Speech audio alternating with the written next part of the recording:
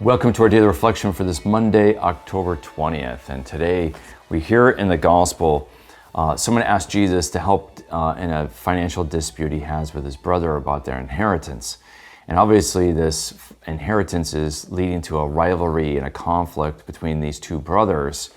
And Jesus wants to kind of reset. It's not just a matter about justice, it's about love. It's about relationships. And it's not about getting your right share of the material goods. Jesus wants to show them that to break up a relationship for either brothers for the sake of material goods is to get things exactly backwards. Goods and the things of this world should serve building charity and relationships.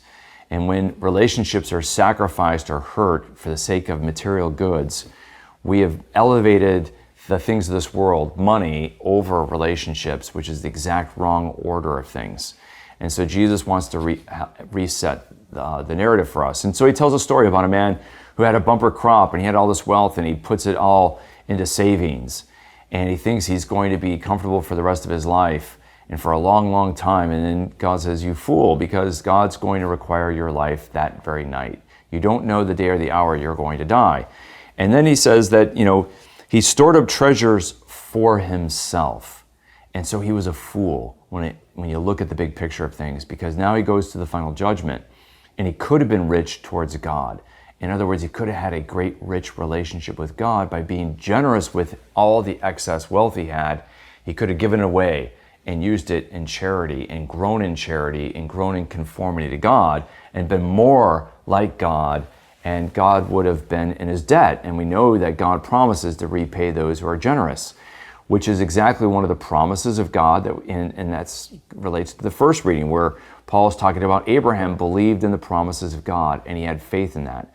And the question is, do we have faith that God promises us a great inheritance in heaven for what matters, that is eternity, not just a couple of decades of comfortable retirement so that we get so consumed with, but how about eternity?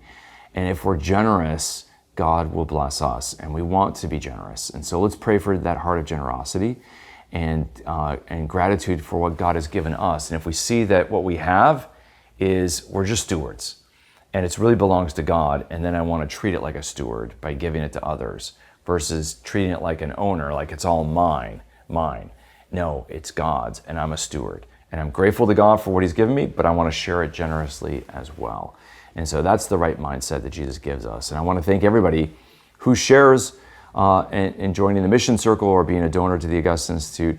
We've added over 600 people over the last few months, and I'm so grateful for that.